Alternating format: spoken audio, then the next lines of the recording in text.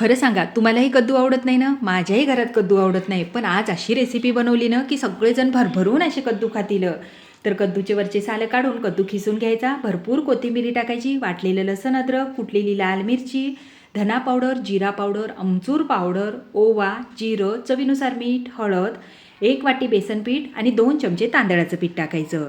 कद्दूच्या ओलाव्यामध्येच batter भिजवायचं आणि नंतर थोडं थोडं पाणी टाकून अशा पद्धतीने बॅटर तयार करायचं.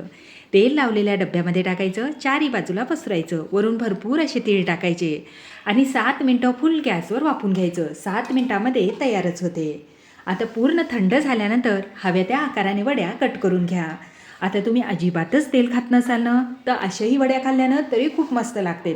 पण मी थोड्याशा तेलावर उलटपुलट करून छान लालसर होईपर्यंत मस्त असं परतून घेणार आहे.